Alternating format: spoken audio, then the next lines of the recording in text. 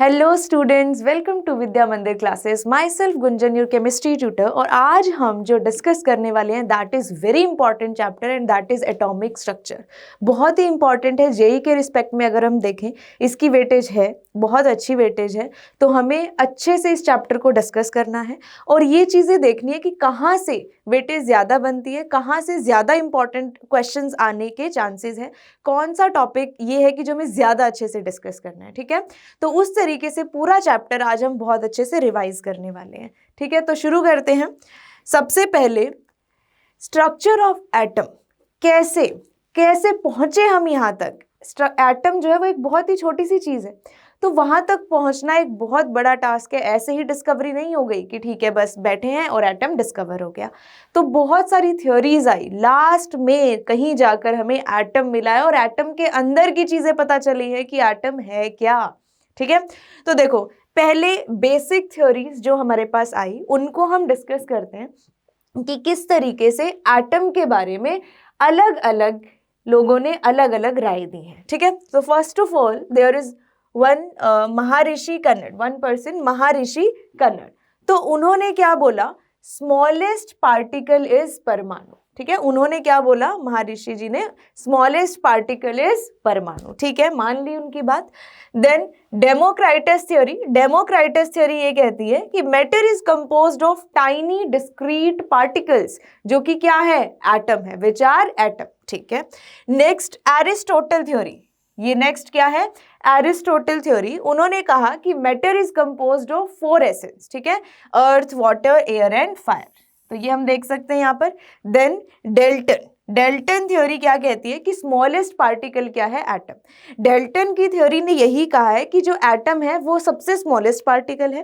Atom is indestructible, उसको हम तोड़ नहीं सकते हैं, तोड़ नहीं सकते हैं तो उसके अंदर कुछ होगा नहीं, ऐसा डेल्टन ने बोला था। ठीक है, तो चलिए इसके आगे हम क्या क्या डिस्कस करने वाले हैं। ये तो बहुत ही बेसिक सी चीजें हो गई। आगे क्या क्या चीजें आई, आगे क्या क्या डिस्कशन हुआ, वो हमें बहुत अच्छे से अब समझना है। एक इंट्रोडक्शन में यहाँ पर बता रही हूँ कि मेन चीजें इस चैप्टर में हम क्या क्या डिस्कस करने वाले हैं। फाइन, तो सबसे पहले हम यहाँ पर बना लेते हैं atom which is given by Dalton. ठीक है, डेल्टन ने हमें क्या बोला कि स्मॉलेस्ट पार्टिकल क्या है, एटम। तो उनका एटम कुछ ऐसा दिखता है, उनको नहीं पता कि अंदर क्या है। उसके बाद कुछ डिस्कवरीज हुई, क्या क्या डिस्कवरीज हुई वो देख लेते हैं। चलिए देखते हैं। तो उसके बाद जो डिस्कवरी हुई, तो जे थॉमसन जी आए, उन्होंने डिस्कवर क्या कर दिया, इलेक्ट्रॉन। तो जे थॉमसन ने इलेक्ट्रॉन की डिस्कवरी की। Then discovery by E Goldstein. ठीक है, ई गोल्डस्टीन, उन्होंने डिस्कवरी किसकी की, प्रोटॉन्स की डिस्कवरी की। एंड देन जेम्स चैडविक आए, जेम्स चैडविक, जेम्स चैडविक ने किसकी डिस्कवरी की, न्यूट्रॉन्स की। तो इस तरीके से सब atomic particles, electron, proton and neutron, इनकी डिस्कवरी हुई। डिस्कवरी हुई इसका मतलब एटम के अंदर ये चीजें भी हैं, इसका मतलब एटम जो है उसको हम तोड़ सकते हैं, डिस्ट्रक्टिबल है वो। ठीक है, तो यहाँ पर डेल्टन के बाद की अप्रोच हमारे पास है। तो अब हमारे पास एक नया एटम आ गया है। उस नए एटम को हम कैसे दिखा सकते हैं, atom having electron, proton and neutron. But हमें कुछ पता नहीं है कि उस एटम में क्या अरेंजमेंट है, कैसे अरेंजमेंट है, उसके बारे में कुछ नहीं पता है हमें। ठीक है, उसके बाद देखिए, उसके बाद हमारे पास क्या आया, रदरफोर्ड मॉडल आया। क्या आया उसके बाद हमारे पास, रदरफोर्ड मॉडल। सो रदरफोर्ड मॉडल जो है, उन्होंने डिस्कवरी की किसकी, न्यूक्लियस की, कि यहाँ पर एक सेंटर में क्या है, न्यूक्लियस, और बाहर क्या है, पूरा एम्प्टी स्पेस है, और वहां पर क्या है, इलेक्ट्रॉन्स। इलेक्ट्रॉन्स की क्या अरेंजमेंट है, कैसे अरेंजमेंट है, उनको नहीं पता। ठीक है, और वही एक तरह से इनका फेलियर था जो हम आगे डिस्कस करेंगे। उसके बाद देखिए नेक्स्ट जो हमारे पास मॉडल आया दैट इज बोहर मॉडल। कौन सा मॉडल, बोहर मॉडल। तो बोहर मॉडल ने हमें ये बता दिया कि इलेक्ट्रॉन्स जो है वो कैसे हमारे पास है, इलेक्ट्रॉन्स किस तरीके से ओरिएंटेड है, न्यूक्लियस और शेल्स जो है उन्होंने बताए। उन्होंने शेल्स का कॉन्सेप्ट दिया कि शेल है, एक पर्टिकुलर शेल में पर्टिकुलर इलेक्ट्रॉन भी है, ठीक है। तो उन्होंने शेल्स और मतलब एक तरह से एटम में पर्टिकुलर अरेंजमेंट बता दी, ठीक है। नेक्स्ट हमारे पास सोमरफील्ड थ्योरी आई। नेक्स्ट जो हमारे पास थ्योरी आई दैट इज सोमरफील्ड थ्योरी। और सोमरफील्ड थ्योरी ने हमें क्या बताया? He gave the concept of subshell. उन्होंने ये बताया कि अरे नहीं, शेल के अंदर भी कुछ है और वो क्या है? सबशेल।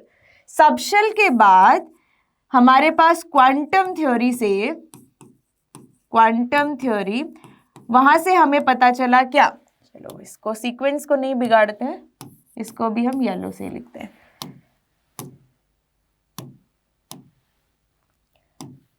तो यहां पर क्वांटम थ्योरी से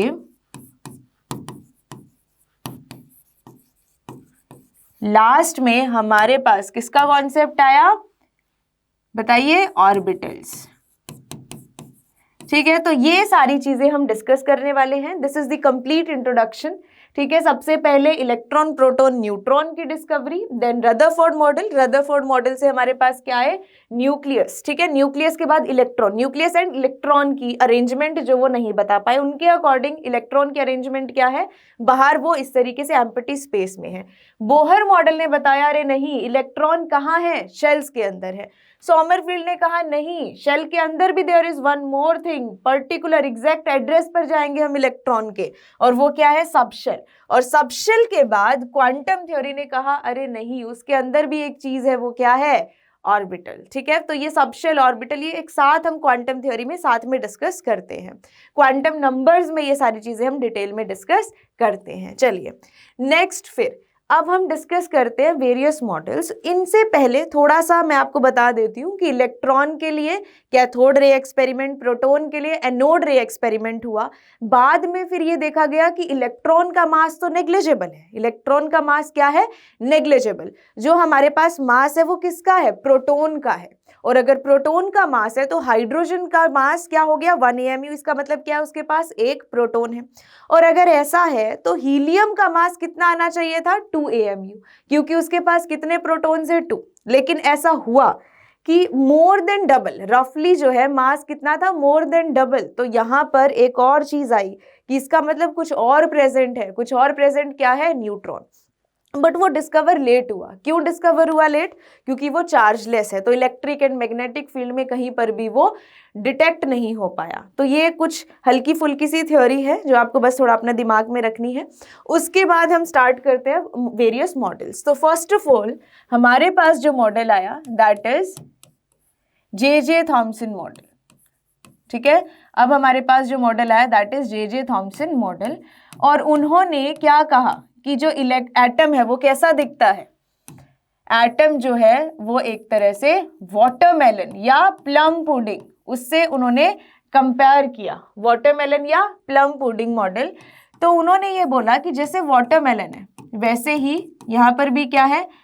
रेड पोर्शन। तो जो रेड पोर्शन है वाटरमेलन का, उसमें उन्होंने एक तरह से कंपैरिजन किया कि जो रेड पोर्शन है that is the positive part, and electrons को उन्होंने किससे कंपेयर किया? सीड्स। सो इलेक्ट्रॉन्स जो है वो क्या है? Just like seeds embedded in the watermelon. तो इस तरीके से उन्होंने क्या किया? कंपैरिजन किया, ठीक है। लिमिटेशन की अगर हम बात करें तो एक तरह से बेचारा कंप्लीट फेलियर ही हो गया, क्योंकि एक तरह से कुछ भी उन्होंने स्टेबिलिटी, कुछ भी सारी चीजें, कुछ भी इससे हमें बहुत अच्छे से कुछ भी नहीं पता चला एटम के बारे में। और लिमिटेशन क्या हो गई? जैसे ही रदरफोर्ड मॉडल आया, नेक्स्ट जैसे ही मॉडल आया, रदरफोर्ड मॉडल ने एक तरह से इस मॉडल को क्या कर दिया? एक कंप्लीट फेलियर जो है वो घोषित कर दिया। कुछ इस तरीके से हम कह सकते हैं। रदरफोर्ड मॉडल आते ही ये जो मॉडल है वो क्या हो गया? एक तरह से फेल हो गया। चलिए फिर नेक्स्ट देखते हैं रदरफोर्ड मॉडल में फिर ऐसा क्या था, ठीक है। रदरफोर्ड मॉडल ने क्या क्या किया, कैसे? अभी तो हमने डिस्कस किया कि न्यूक्लियस बताया उन्होंने, तो न्यूक्लियस कैसे बताया वो अब हम डिस्कस करते हैं, ठीक है। तो सबसे पहले रदरफोर्ड मॉडल किया कैसे गया, मतलब ये मॉडल है क्या, ये थोड़ा सा हम डिस्कस करते हैं। सो सेकेंड मॉडल जो हमारे पास आया दैट इज रदरफोर्ड मॉडल, ठीक है। तो उन्होंने क्या किया? अल्फा रेज, ठीक है, अल्फा रेज को पास ऑन कराया गया थ्रू दी गोल्ड फॉयल, और यही क्यों उन्होंने चूज की, क्योंकि this is the most malleable, gold जो एलिमेंट है that is the most malleable element, तो इसीलिए ये यूज किया गया। और उन्होंने क्या ऑब्जर्वेशंस देखी, देखो ऑब्जर्वेशंस ये थी कि मैक्सिमम अल्फा रेज थी, they went straight without any deflection, ठीक है, very few deflected at some angle, बहुत ही कम जो है they deflected at some angle, कुछ इस तरीके से, ठीक है, एंड बिल्कुल रेयरेस्ट जो है उसने अपना पाथ क्या किया, रीट्रेस किया एट 180 डिग्री, ठीक है। तो एक तरह से उन्होंने यही बताया कि सेंटर में क्या प्रेजेंट है, न्यूक्लियस, जो बहुत ही स्मॉल है, और बाहर जो है एटम के एक एम्प्टी स्पेस है जहां पर इलेक्ट्रॉन्स प्रेजेंट है। तो कुछ इस तरीके से उन्होंने डिस्कशन किया। सो रदरफोर्ड मॉडल जो है वो इस तरीके से हुआ कि अल्फा रेज जो है पॉजिटिवली चार्ज हीलियम न्यूक्लियाई है ना, सो उनको पास ऑन कराया गया गोल्ड फॉयल से, तो देखा कि maximum went straight, very few जो है वो deflected at some angle, and rarest जो है उसने क्या किया, अपना पाथ जो है रिट्रेस किया। तो इसका मतलब एक छोटा सा सेंटर में क्या है, न्यूक्लियस है, और इलेक्ट्रॉन्स जो है वो एक कंप्लीट एम्प्टी स्पेस में, और बहुत ज्यादा एम्प्टी स्पेस है। अगर रेंज की बात करें तो न्यूक्लियस एंड एटम की अगर हम बात करें तो न्यूक्लियस जो है 10⁻⁻15 मीटर्स एंड 10⁻⁻10 मीटर्स, कुछ इस रेंज की बात की उन्होंने, ठीक है। तो ये हमें पता चला, ठीक है। न्यूक्लियस तो बहुत अच्छा क्रेडिट उनको आज तक मिलता है कि न्यूक्लियस तो रदरफोर्ड मॉडल से ही हमारे पास आया है, और ये बहुत अच्छी अचीवमेंट थी उनकी। बट क्लासिकल थ्योरी जो आई हमारे पास, मैक्सवेल क्लासिकल थ्योरी जब आई, तो एक तरह से जो एटम है, एटम में जो इलेक्ट्रॉन्स हैं उनका डिस्ट्रीब्यूशन, उस पर एक बड़ा क्वेश्चन मार्क आ गया कि कैसे ये एटम कैसे स्टेबल हो सकता है। इलेक्ट्रॉन्स क्या है, इलेक्ट्रॉन्स चार्ज्ड है, और अगर वो चार्ज्ड है तो कॉन्टिन्यूसली वो मूव कर रहे हैं, कॉन्टिन्यूसली मूव अगर करेंगे तो चार्ज्ड पार्टिकल्स कॉन्टिन्यूसली मूव करके अपनी एनर्जी को क्या करते हैं, रेडिएट करते हैं। और अगर एनर्जी कॉन्टिन्यूसली रेडिएट हो रही है और न्यूक्लियस में प्रोटॉन क्या कर रहे हैं, कॉन्टिन्यूसली इलेक्ट्रॉन को अपनी तरफ अट्रैक्ट भी कर रहे हैं, तो finally it should fall into the nucleus, और जो एटम है वो क्या हो जाना चाहिए, कोलैप्स हो जाना चाहिए, कुछ इस तरीके से। ये न्यूक्लियस, ठीक है, ये इलेक्ट्रॉन आया, घूमता घूमता घूमता घूमता it should fall into the nucleus, ठीक है। तो एक तरह से स्टेबिलिटी ऑफ एटम जो है वो कंप्लीट एक तरह से क्वेश्चन मार्क आ गया उस पर कि नहीं, ये एटम बिल्कुल स्टेबल नहीं है, ठीक है। तो फिर एक तरह से यहां पर ये चीज आ गई कि नहीं नहीं नहीं, अब हमें और ज्यादा डिस्कशन करना पड़ेगा, अब हमें और ज्यादा देखना पड़ेगा कि कैसे है एटम, एटम की स्टेबिलिटी अब नहीं यहाँ पर एक तरह से ठीक रही, तो फिर अब कैसे, मतलब अब और क्यूरियोसिटी आएगी ना, साइंटिस्ट के मन में और क्यूरियोसिटी आई, तो फिर अब कैसे, मतलब हमने ये एक तरह से डिस्कवर तो कर लिए, इसका मतलब है एग्जिस्टेंस तो है, अब वो किस तरीके से प्रेजेंट है वो जानना बहुत जरूरी है, ठीक है। लेकिन बोहर मॉडल ऐसे ही नहीं आ गया, बोहर मॉडल से पहले बहुत सारी चीजें आई हैं, ठीक है। वो सारी चीजें, वो डेवलपमेंट्स हमें डिस्कस करनी होंगी। उससे पहले एक छोटा सा टॉपिक एलिमेंट भी हम देख लेते हैं। बेसिक जो हमारे पास डेफिनेशंस है, आइसोटॉप्स, आइसोबार्स, ये पता होना चाहिए, तो इसको क्विकली हम डिस्कस करते हैं। इसकी कोई वेटेज नहीं बनती है जेईई मेंस में। मान लो कि फिर भी ऐसा कुछ बहुत अच्छा अगर हो जाए कि एक बहुत अच्छी किस्मत हो गई आपकी, एक क्वेश्चन वहां से मिल गया, तो हम स्किप नहीं करेंगे, इसको फटाफट से डिस्कस करेंगे। तो देखो एलिमेंट जो है इस तरीके से x से अगर मैंने रिप्रेजेंट किया z एंड a, तो सिंपल है, a जो है a is the atomic mass, a क्या है, एटॉमिक मास, z जो है वो एटॉमिक नंबर है, ठीक है। देन x जो है वो क्या है, सिंबल है,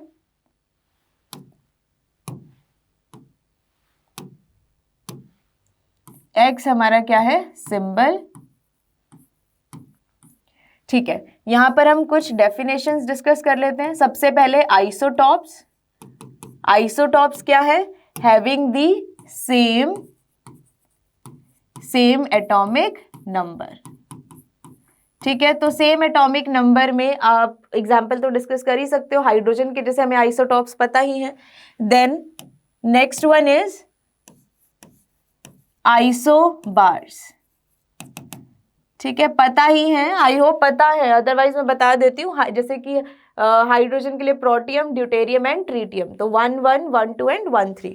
देन आइसोबार्स, आइसोबार्स का मतलब है सेम एटॉमिक मास। ठीक है, ऐसे एटम्स जिनका एटॉमिक मास क्या है, सेम है। और इसका एग्जाम्पल क्या हो सकता है, जैसे कि आप आर्गन एग्जाम्पल ले सकते हो, argon and calcium. So 18 40 and 20 40, तो atomic mass argon and calcium का क्या है, 40 है। So that is the pair of isobar. ठीक है, नेक्स्ट वन हम डिस्कस कर लेते हैं, इज आइसोटोन्स। ठीक है, तो आइसोटोन्स का मतलब क्या है, atoms having same number of neutrons. क्या, आइसोटोन्स मतलब सेम नंबर ऑफ न्यूट्रॉन्स। तो वो आप देख लेना, एग्जाम्पल आप देख सकते हो। ठीक है, तो उसमें सेम नंबर ऑफ न्यूट्रॉन्स, जैसे कि I think magnesium and aluminium can be the example, तो आप इसमें डिस्कशन कर सकते हो, आप अपने आप एग्जाम्पल देख सकते हो। So isotones having same number of neutrons, तो आपको ऐसा एग्जाम्पल देखना है जिसमें हमारे पास क्या है, नंबर ऑफ न्यूट्रॉन सेम है। 4 आपके पास ऑप्शन होंगे, आपको सिर्फ क्या करना है, इसमें एक तरह से सब्ट्रैक्ट करके देख लेना है। ओके, नेक्स्ट हमारे पास है आइसोस्टर्स। बताइए फिर, आइसोस्टर्स वो होते हैं जिनमें हमारे पास क्या है, देखो फटाफट से, आइसोस्टर मतलब same number of atoms as well as electrons. ठीक है, जिनके पास एटम भी सेम हो और इलेक्ट्रॉन भी सेम हो। इसका आप एग्जांपल ले सकते हो, जैसे कि CO2 एंड N2O। देखो दोनों में 22 इलेक्ट्रॉन्स ईच एंड दोनों में एटम कितने हैं, 3। सो दिस इज आइसोस्टर। चलो एक और हम डेफिनेशन देखते हैं, दैट इज आइसोडायाफर्स। क्या है हमारे पास, आइसोडायाफर्स। आइसोडायाफर्स में सेम N-P, ये भी आप अपने क्वेश्चन में 4 ऑप्शन में देख सकते हो, सेम, जिनमें same N-P, number of neutron minus number of proton, ये अगर सेम हो जाए दो एटम के बीच में, तो वो क्या है, that is the pair of isodiaphers. And the last one is iso electronic. ठीक है, next one is iso electronic. तो आइसो इलेक्ट्रॉनिक वो होते हैं जिनमें क्या है, सेम नंबर ऑफ इलेक्ट्रॉन्स। ठीक है, iso electronic is same number of electrons. इसमें आप एग्जाम्पल ले सकते हो, जैसे कि F negative, O2 negative, Na positive, Mg2 positive, Al3 positive, तो उन सब में क्या है, सेम नंबर ऑफ इलेक्ट्रॉन्स। ठीक है, तो ये हमने मेन चीजें डिस्कस कर ली हैं, सब डेफिनेशंस आपको पता होनी चाहिए। ऑब्जेक्टिव है, 4 ऑप्शंस होंगे तो आप उसमें काउंट कर सकते हो, आपको एग्जाम्पल याद रखने की जरूरत भी नहीं है। So isotope, isobar, isotone, isoster and isodiapher and iso electronic species. तो ये डेफिनेशन आपको लेकिन क्लियर होनी चाहिए। ठीक है, नेक्स्ट अब हम देखते हैं कि ऐसी क्या क्या डेवलपमेंट्स हुई, developments leading to the Bohr's model of atom, कि क्या क्या बीच में चीजें आई जिसके बाद बोहर मॉडल की डिस्कवरी हुई। ठीक है, देख लेते हैं। तो मेन 2 चीजें थी, देखो, first one is dual nature of matter. पहली चीज क्या थी, dual nature of matter. Then second one, चलिए इसी में ड्यूअल नेचर ऑफ मैटर मतलब wave nature and particle nature. Wave nature and particle nature देखते हैं इसको बहुत डिटेल में देखेंगे कि क्या वेव नेचर, क्या पार्टिकल नेचर, और दोनों या साइमल्टेनियसली दोनों कैसे। देन सेकेंड वन, ठीक है, स्पेक्ट्रा, जिससे कि हमें पता चला क्या, क्वांटाइजेशन, वो लिख लेते हैं, क्वांटाइजेशन। ठीक है, और वो क्वांटाइजेशन ऑफ एनर्जी वो कहां से आई, जैसे कि एटॉमिक स्पेक्ट्रा, लाइन स्पेक्ट्रा है, इसको भी हम बहुत डिटेल में आगे डिस्कस करेंगे। स्पेक्ट्रा ऑफ हाइड्रोजन, ठीक है, एटॉमिक स्पेक्ट्रा ऑफ हाइड्रोजन भी बहुत अच्छे से डिस्कस करेंगे। लाइन स्पेक्ट्रा है क्या, डिसकॉन्टिन्यूअस स्पेक्ट्रा, कॉन्टिन्यूअस स्पेक्ट्रा, वो सब कुछ हम अच्छे से डिस्कस करेंगे। तो अब हमें फिलहाल इन 2 चीजों पे फोकस करना है कि ये दोनों क्या डेवलपमेंट्स है जिससे कि बोहर मॉडल जो है वो आया। ठीक है, चलो फिर दोनों को हम डिस्कस करेंगे डिटेल में। उससे पहले अब वेव थ्योरी, पहले हम क्या डिस्कस करेंगे, वेव, एंड देन कहाँ पर वेव नेचर जो है वो फेल हो गया, जिसकी वजह से पार्टिकल नेचर इंट्रोड्यूस हुआ। तो इन दोनों चीजों को हमें अच्छे से अब डिस्कस करना है। तो सबसे पहले वेव, वेव है क्या? इसको कुछ हम ऐसे सोच सकते हैं कि हम कैसे फोन कॉल करते हैं ना, ऐसे हम फोन कर रहे हैं कहीं पर, हमने जैसे ही नंबर मिलाया तो एकदम से तुरंत वहां पर जो है रिंग होने लगता है और फिर आप पर्सन से कनेक्ट करते हो। कैसे करते हो वो चीज? वेव्स, कहीं से वो जो हम कहते हैं ना कि टॉवर लगे हुए, वो क्या है? एक तरह से वेव्स ही तो वहां से इधर उधर जा रही हैं। ठीक है, माइक्रोवेव ओवन, उसमें आप खाना गर्म कर रहे हो तो वो किससे हो रहा है? माइक्रोवेव्स, है ना। तो ये क्या है? These are the waves, X rays, Y rays, gamma rays. तो ये सब क्या है? रेज, है ना। हॉस्पिटल में सुना होगा कि एक्स रे, वो क्या है? X rays. ठीक है, या छोटा सा हम देख सकते हैं एग्जाम्पल, क्या, आप स्टिल पानी में पत्थर फेंको तो क्या होते हैं? रिपल्स जनरेट होते हैं, एक डिस्टर्बेंस जनरेट होती है। तो ये सब क्या है? This is the wave. तो वेव को अगर हम डिफाइन करें तो इस तरीके से डिफाइन कर सकते हैं, देखो, वेव इज द डिस्टर्बेंस। ये क्या है? एक डिस्टर्बेंस है जो मीडियम या विदाउट मीडियम भी ट्रैवल कर सकते हैं। इलेक्ट्रोमैग्नेटिक रेडिएशंस जो हैं, आपको पता है किसमें ट्रैवल करते हैं? They can travel in vacuum with the speed of light 3 × 10⁸ metre per second. तो यही है wave. It is a disturbance which travel with और विदाउट मीडियम, जो एक तरह से इधर से उधर ट्रांसफर हो रहे हैं। सो वेव वही है। अब हम वेव थ्योरी में बेसिक चीजें डिस्कस कर लेते हैं, जहां से डायरेक्ट एक छोटा सा न्यूमेरिकल हो सकता है।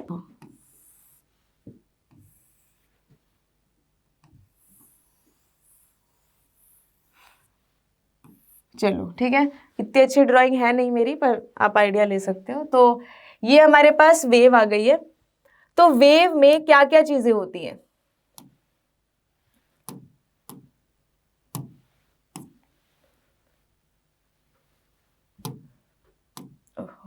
चलो, वेव में क्या क्या चीजें होती है वो हम डिस्कस कर लेते हैं। सबसे पहले होती है वेवलेंथ।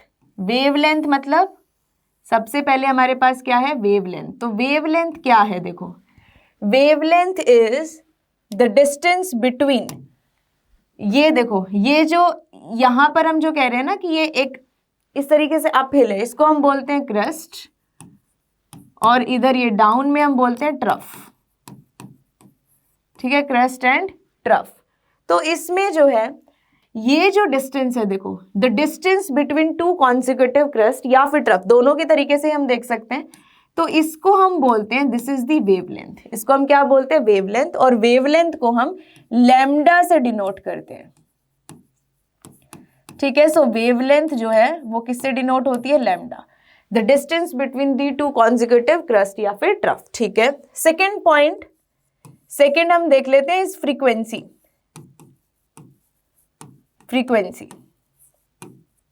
फ्रीक्वेंसी न्यू से हम रिप्रेजेंट करते हैं the number of wave passing through a point in the 1 second, तो उसको हम कहते हैं फ्रीक्वेंसी। ठीक है, हर्ट्ज, ये इसकी यूनिट है, या सीपीए, साइकिल पर सेकेंड, आपस में इक्वल है। Then third is velocity. ठीक है, the distance travelled by a wave, ठीक है, पर सेकेंड, उसको हम वेलोसिटी कहते हैं, वही मीटर पर सेकेंड। ठीक है, सो इसको v से हम डिनोट कर रहे हैं। देन फोर्थ वन, और क्या चीजें हो सकती है? एम्पलीट्यूड, एक और चीज है हमारे पास, वो क्या है? एम्पलीट्यूड।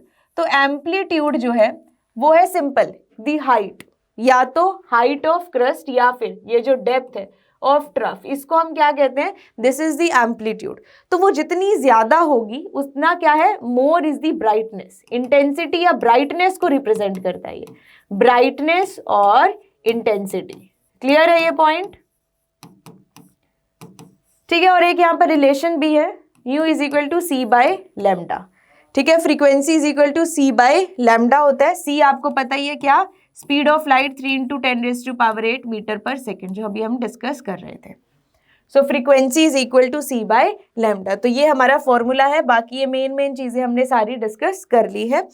फाइन, नेक्स्ट, अब हम यहां पर ये चीज देखेंगे कि जैसे पार्टिकल थ्योरी की बात करनी है ना हमें, तो इसमें हमें मेन चीज यही देखनी है। ठीक है, कि कहां पर वेव नेचर, पहले तो हमें यही देखना है कि कहां पर है ये। ठीक ठीक है, वेव नेचर कहाँ पर हम देखते हैं और पार्टिकल नेचर की जरूरत क्यों पड़ी। ठीक है, तो कॉन्टिन्यूटी की बात है। अगर हम वेव की बात करें तो वेव जो है एक कॉन्टिन्यूअस चीज है, कॉन्टिन्यूअस। ठीक है, और इसमें हम ये कहते हैं कि जो एनर्जी है वो किस पे है, डायरेक्टली प्रोपोर्शनल है टेम्परेचर के। ये सब चीजें हम आगे photo electric effect and black body radiation उन सब में हम डिटेल में डिस्कस करेंगे। तो वेव के बारे में हम क्या कहेंगे, एक तरह से दिस इज समथिंग कॉन्टिन्यूअस, एक कॉन्टिन्यूअस चीज जा रही है, यही बात कर रहे हैं हम। देखो, और आप इसको फिजिक्स में और डिटेल में वो सब चीजें भी पढ़ते हो ना, Young double slit experiment, then constructive and destructive interference, वो सारी चीजें, डिफ्रैक्शन, इंटरफेरेंस, वो सब क्या बताते हैं, वेव नेचर को जस्टिफाई करते हैं। ठीक है, क्या जस्टिफाई करते हैं, वेव नेचर को जस्टिफाई करते हैं। बाकी इलेक्ट्रोमैग्नेटिक स्पेक्ट्रम, ये आपको एक बार देख लेना अच्छे से, इलेक्ट्रोमैग्नेटिक स्पेक्ट्रम जिसमें सारी जो हमारे पास वेव्स हैं, एक्स रे, वाई रे, रेडियो, ठीक है, इंफ्रारेड, वो सब जो है एक तरह से इंक्रीजिंग फ्रीक्वेंसी या लैम्डा पे जो है वो इस तरीके से डिफाइंड है। वो आपको देख लेना है, उसको याद भी कर लेना है, कभी वो क्वेश्चन हो सकता है, तो वो चीज आपको देखनी है। ठीक है, और हम अब जो है डिटेल में डिस्कस करेंगे कि कहाँ पर वेव नेचर फेल हो गया। ठीक है, इंटरफेरेंस, डिफ्रैक्शन, ये आप बहुत अच्छे से फिजिक्स में पढ़ते हो, यंग डबल स्लिट एक्सपेरिमेंट, उससे आपको आइडिया है। अब हम बात करेंगे कि पार्टिकल थ्योरी क्यों इंट्रोड्यूस हुई, कहां पर वेव नेचर जो है वो फेल हो गया, तो वहीं पर तो इंट्रोड्यूस होगा ना पार्टिकल नेचर। तो यहां पर हम लिखते हैं, चलिए यहां पर हम एक चीज लिख लेते हैं अब, वेव नेचर, जहां पर वेव नेचर फेल हो जाएगा वहीं पर तो हम पार्टिकल नेचर को डिस्कस करेंगे, right. So wave nature failed to explain, ऐसा हम लिख सकते हैं, wave nature failed to explain, क्या क्या वो एक्सप्लेन नहीं कर पाए। First one, photoelectric effect and black body radiation, ये क्या है ये अभी हम अच्छे से डिस्कस करेंगे। So first one is black body radiation. ऐसा क्या हुआ, इसमें हमने ऐसा क्या ऑब्जर्व किया कि पार्टिकल नेचर इंट्रोड्यूस हो गया, पहले हमें ये डिस्कस करना है। Then photoelectric effect, main ये हम अच्छे से डिस्कस करेंगे, photoelectric effect. And then third one, वही जो हम लाइन स्पेक्ट्रा, जो पहले भी बात की हमने, वो लाइन स्पेक्ट्रा भी क्या बताएगा हमें, एक तरह से वहां पर भी वेव नेचर जो है वो फेल हो गया। तो ये सारी चीजें हम डिस्कस करेंगे। Then heat capacity of the metal as a function of temperature, वो भी लिखते हैं हम। तो ये सारी चीजें हम क्या करेंगे, मेन डिस्कस करने वाले हैं। तो सबसे पहले ब्लैक बॉडी रेडिएशन, ये हम डिस्कस करते हैं। तो देखो सिंपल, इसको एक पर्टिकुलर एग्जाम्पल से समझना है, कुछ भी इसमें टफ नहीं है, एक पर्टिकुलर एग्जाम्पल से डिस्कस करते हैं। मान लो आप हीटर तो देखते ही हो, अभी ठंड भी है तो हीटर सबके घरों में चलता है। तो हीटर में अगर आप देखें तो आपको वो रेड कलर दिखता है ना, मेनली हम वही देखते हैं कि रेड कलर है। तो आयरन को अगर हम हीट करते हैं तो रेड कलर आ जाता है, लेकिन आप और ज्यादा एलिवेटेड टेम्परेचर पे अगर उसको हीट करोगे ना तो फर्दर कलर चेंजेस होते हैं, ब्लू, ठीक है, तो वाइट, तो अलग अलग कलर्स आते हैं। तो वो अलग अलग कलर्स आने का क्या मतलब है, अगर आप फर्दर टेम्परेचर इंक्रीज करते हो तो कोई भी जो भी मैटर है वो क्या करता है, अपने रंग बदलता है। ठीक है, वेव नेचर ये कहता है, वेव थ्योरी ये कहती है कि energy is directly proportional to temperature. अगर आप टेम्परेचर बढ़ा रहे हो तो एनर्जी बढ़ेगी, और अगर एनर्जी बढ़ेगी तो हेंस इंटेंसिटी, हेंस क्या इंक्रीज होगी, इंटेंसिटी।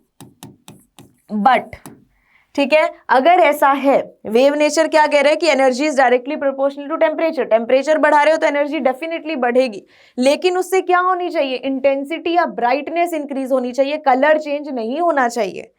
ये बात समझ आ रही है, कलर चेंज नहीं होना चाहिए। बट कलर चेंज हो गया, कलर चेंज हो गया, इसका मतलब क्या हुआ, ध्यान से देखो मैंने क्या लिखा है, कलर चेंज हो गया तो इसका मतलब लैम्डा या फ्रीक्वेंसी बदल गई, इसका मतलब ये तो गलत हो गया है ना, ये तो एक क्वेश्चन मार्क हो गया। कॉन्टिन्यूस वेव के रिस्पेक्ट में हम सिर्फ ये कहते हैं कि अगर आपने टेम्परेचर बढ़ाया तो जो है ब्राइटनेस, एक पर्टिकुलर कलर की ब्राइटनेस इंक्रीज होनी चाहिए। लैम्डा मतलब कलर चेंज होना, एक तरह से लैम्डा ही कह रहे हैं ना विबग्योर में, तो कलर चेंज अगर हो गया तो लैम्डा चेंज हो गया, और अगर लैम्डा चेंज हो गया तो वहां पर क्या इंट्रोड्यूस हो गया, पार्टिकल नेचर। क्योंकि हमारे पास एक इक्वेशन है, वो क्या है, E equal to h nu, E equal to h c by lambda, और ये पार्टिकल नेचर है। ये इक्वेशन हमें क्या बताती है, एक तरह से पार्टिकल नेचर। तो energy is directly proportional to frequency या फिर inversely proportional to lambda. That means यहां पर क्या चीज आ गई, पार्टिकल नेचर। ठीक है, तो पार्टिकल नेचर हमें ये बता रहा है कि नहीं, अगर आप टेम्परेचर बढ़ा रहे हो और अगर एनर्जी इंक्रीज हो रही है तो फ्रीक्वेंसी जो है वो क्या होगी, इंक्रीज होगी, या फिर हम कह सकते हैं कि लैम्डा क्या होगा, डिक्रीज होगा। ठीक है, तो यहां पर एक कॉन्ट्राडिक्शन आ गया, ये बात आपको समझनी है। यहां पर क्या हो गया, कॉन्ट्राडिक्शन आ गया। कॉन्ट्राडिक्शन आ गया तो हमारे जो ग्राफ हैं, देखो ये ग्राफ भी बहुत इंपॉर्टेंट है, ये ग्राफ आपको अच्छे से याद रखना है, इस पर क्वेश्चन कैसे आ सकता है वो मैं आपको बताऊंगी। तो यहां पर डेंसिटी, ठीक है, स्पेक्ट्रल डेंसिटी भी लिखा आ सकता है, इसी को हम स्पेक्ट्रल डेंसिटी भी बोलते हैं, या फिर हम इसको क्या बोलते हैं, इंटेंसिटी, इंटेंसिटी भी बोलते हैं। और अगर हम यहाँ फ्रीक्वेंसी के रिस्पेक्ट में ग्राफ बना रहे हैं तो ग्राफ कुछ ऐसा हुआ, देखो एक पर्टिकुलर टेम्परेचर पर अगर हम बात करें तो पर्टिकुलर टेम्परेचर पे ग्राफ ये है। ठीक है, पर्टिकुलर टेम्परेचर, एक पर्टिकुलर टेम्परेचर टी है, ये T1 मान लेते हैं। तो एक पर्टिकुलर T1 टेम्परेचर पर क्या हो रहा है, सारी फ्रीक्वेंसी, देखो ये फ्रीक्वेंसी जो है, अलग अलग फ्रीक्वेंसी की जो रेडिएशन है वो क्या होती है, एक जो मैटर है उसमें एब्जॉर्ब भी होती है और कॉन्टिन्यूसली क्या होती है, एमिट भी होती है। ठीक है, लेकिन किसी की जो किसी की ब्राइटनेस ज्यादा हो सकती है, किसी की ब्राइटनेस कम हो सकती है। जैसे कि अगर मैं इस ग्रीन बोर्ड पर देखूं तो मुझे लगता है कि व्हाइट और ये जो येलो, ये ज्यादा अच्छे से आ रहे हैं इस पे उभर के, तभी तो मैं इससे लिख रही हूँ, है ना। और कुछ कलर ऐसे हो सकते हैं, जैसे कि मैं मान लो कि ग्रीन ही लिखना चाहूँ, है ना, तो वो इतना अच्छे से दिखेगा नहीं। तो जो कलर है, वो कलर जो है वो अपनी अलग अलग इंटेंसिटी शो करते हैं, तो इसीलिए हमारा जो ग्राफ है वो इस तरीके से बनेगा। ठीक है, अब जैसे ही मैंने टेम्परेचर बढ़ाया तो ग्राफ कुछ ऐसा रहा, ग्राफ कुछ इस तरीके से आया। ठीक है, ग्राफ हमारा, इसको थोड़ा और अच्छे से बनाएं तो ग्राफ हमारा कुछ इस तरीके से आया। देखो ये जो पीक है ये हल्की सी शिफ्ट हो गई है, देखो ये पीक को मैं दिखाना चाह रही हूं, ये पीक हल्की सी क्या हो गई है, पीक हल्की सी इधर की तरफ शिफ्ट हो गई है। फर्दर मैंने एक और बनाया, फर्दर मैंने टेम्परेचर इंक्रीज किया तो हल्की सी पीक और इधर की तरफ आपको शिफ्ट दिखना चाहिए, शिफ्टिंग हो रही है। इसका मतलब क्या है कि जो पर्टिकुलर, देखो ये जो पर्टिकुलर मैक्सिमम जो इंटेंसिटी आ रही थी वो हल्की हल्की इधर शिफ्ट हो रही है, देखो। ठीक है, इसका मतलब देखो यहां से यही तो चीज हम डिफाइन करते हैं, यहां से हम क्या डिफाइन करते हैं कि एनर्जी जो है वो क्या है, directly proportional to temperature, temperature बढ़ा रहे एनर्जी इंक्रीज हो रही है, and that is also directly proportional to what, frequency. तो इसका मतलब जो हमारे पास फ्रीक्वेंसी है, जो मैक्सिमम ऑफ फ्रीक्वेंसी है वो क्या हो रहा है, इधर की तरफ शिफ्ट हो रहा है, क्योंकि एनर्जी जो है वो डायरेक्टली प्रोपोर्शनल है किसके, फ्रीक्वेंसी। यही ग्राफ अगर आप लैम्डा में बनाओगे तो अपोजिट हो जाएगा, यही ग्राफ अगर आप लैम्डा में बनाओगे तो क्या हो जाएगा, अपोजिट, क्योंकि एनर्जी क्या है, इनवर्सली प्रोपोर्शनल है किसके, लैम्डा के। तो यहां पर जो है आप इस तरीके से ये जो मैक्सिमा है इसको आप शिफ्ट इधर की तरफ देखोगे, क्योंकि एनर्जी बढ़ाने से लैम्डा क्या होगा, डिक्रीज होगा। ठीक है, तो ये पॉइंट आपको यहां पर अच्छे से समझना है। देखो मैक्सिमा जो है वो क्या हो रहा है, शिफ्ट हो रहा है। So this is if T1, then यहाँ पर ये T2 की बात हो रही है, T3। तो आपसे क्वेश्चन ये आ सकता है, अरेंज इन इंक्रीजिंग टेम्परेचर। ठीक है, ये ग्राफ बना होगा और आपसे ये T1, T2, T3 इसके रिस्पेक्ट में क्वेश्चन आ सकता है, और आपसे अरेंजमेंट, 4 ऑप्शंस में अरेंजमेंट हो सकती है, या फिर ग्राफ ही हो सकता है कि which one predicts the correct graph, ऐसा कुछ क्वेश्चन भी हो सकता है, 4 ऑप्शन हो सकते हैं। तो इंपॉर्टेंट है, ये अच्छे से आपको समझना है। यहां से पार्टिकल नेचर इंट्रोड्यूस हुआ। सो this is the black body radiation. Black body is the perfect absorber and emitter of all the radiations, black body को यूज किया गया, so hence the name is black body radiation. Clear, तो इतना ही concept है इसमें, ये आपको अच्छे से याद रखना है। ग्राफ बहुत इंपॉर्टेंट है, ग्राफ अच्छे से याद रखना है। Next is photo electric effect. Next हमारा क्या है, फोटो इलेक्ट्रिक इफेक्ट है। फोटो इलेक्ट्रिक इफेक्ट में क्या किया गया, देखो फोटो इलेक्ट्रिक इफेक्ट में एक सर्किट बनाया गया।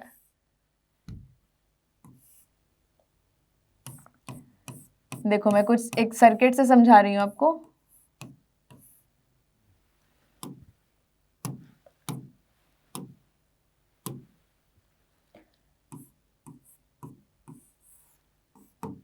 ठीक है।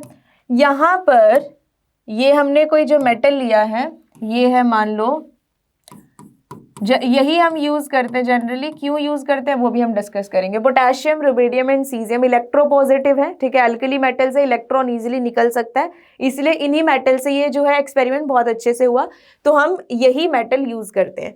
तो यहाँ पर क्या हुआ देखो, जब एक फोटोन, ठीक है, एनर्जी लाइट या इस तरीके से लाइट हम कह सकते हैं, लाइट जैसे ही पड़ी इस मेटल पर, लाइट को इस तरीके से स्ट्राइक कराया गया तो यहां से इलेक्ट्रॉन एमिट हुआ, ठीक है, और ये सर्किट में करंट आया, इलेक्ट्रॉन एमिट हुआ, ठीक है। यहाँ से फोटोन आया और यहाँ पर इलेक्ट्रॉन जो है वो एमिट हुआ जब हमने इस मेटल पर स्ट्राइक किया। When the metal is irradiated with the light, with the photon, तो वहां पर इलेक्ट्रॉन का एमिशन हुआ, ठीक है। क्या क्या ऑब्जर्वेशंस थे? ऑब्जर्वेशंस ये थे, एक तो नो टाइम लैग, कोई टाइम लैग था ही नहीं, जैसे ही हमारी लाइट गिरी वैसे ही इलेक्ट्रॉन एमिट हुआ, तो there was no time lag, first thing. Secondly, जो हमारा फोटोन था उसकी एक थ्रेशोल्ड एनर्जी, ठीक है, वो काम कर गई। मतलब हर एक मेटल की क्या होती है, एक थ्रेशोल्ड एनर्जी होती है। जैसे कि अगर मैं दोनों को कंपेयर करूं, देखो अगर मैं दोनों को तीनों को कंपेयर करूं, पोटेशियम, रुबिडियम एंड सीजियम, तो हम यही कहते हैं ना कि जो सीजियम है वो ज्यादा इलेक्ट्रोपॉजिटिव है, तो वहां पर इलेक्ट्रॉन ज्यादा जल्दी निकलेगा then rubidium and then potassium, ठीक है।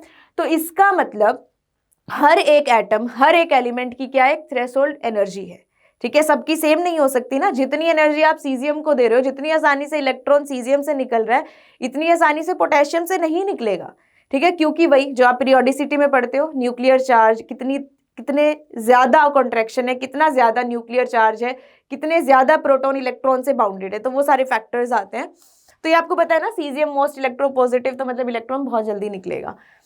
तो थ्रेशोल्ड एनर्जी जो है वो रिक्वायर्ड थी। मान लो, हम देख लेते हैं, मान लो कि 10, ठीक है, 10 जूल की एनर्जी या 10 इलेक्ट्रॉन वोल्ट की एनर्जी जो है हमें चाहिए सीजियम से इलेक्ट्रॉन निकालने के लिए। तो अगर आपका फोटोन, उसकी एनर्जी 9 है, 8 है, 7 है, 6 है, so there was no emission of electron, मतलब इलेक्ट्रॉन नहीं निकलेगा, ठीक है, इलेक्ट्रॉन का एमिशन नहीं होगा।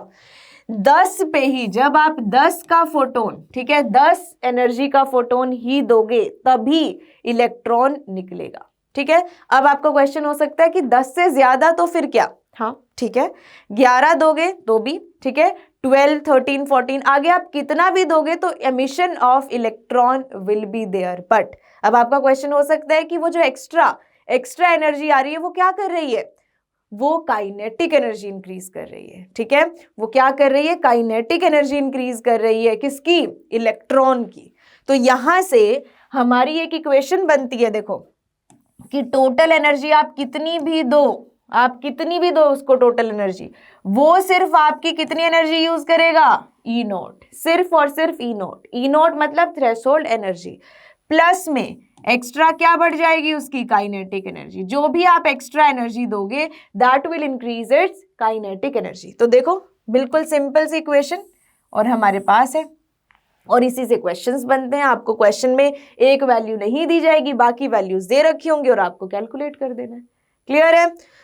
तो देखो ये हमें पता है ना कि energy is equal to h nu frequency, then यहाँ पर हम क्या लिखेंगे, एच न्यू नॉट दिखा देते हैं, and this is kinetic energy, जिसको हम हाफ mv² भी लिख सकते हैं, राइट। ठीक है, तो ये चीज है, आप इसको इस तरीके से भी लिख सकते हो, थोड़ा और सिंप्लीफाई करके, and this is kinetic energy, इस तरीके से भी इस इक्वेशन को बनाया जा सकता है। एंड ये ध्यान रखना है कि वर्क फंक्शन, ठीक है, ये भी नाम हो सकता है आपके न्यूमेरिकल्स में, तो इससे आपको कंफ्यूज नहीं होना है। फाई वर्क फंक्शन, ये किसको हम कहते हैं, this is the threshold energy only, जो कि एच न्यू नॉट बोला है हमने, ठीक है। And there is one more term, stopping potential. Stopping potential is the potential which is required for the stopping of the ejection of electron. अगर electron को रोकना है, उसके एमिशन को, उसके इजेक्शन को, तो इसका मतलब हमें एक पोटेंशियल जो है वो अप्लाई करनी है, that is the stopping potential, and this is equal to the kinetic energy only, ठीक है, इसकी वैल्यू काइनेटिक एनर्जी के इक्वल होती है। तो ये टर्म्स आपको क्वेश्चंस में मिल सकते हैं, ठीक है।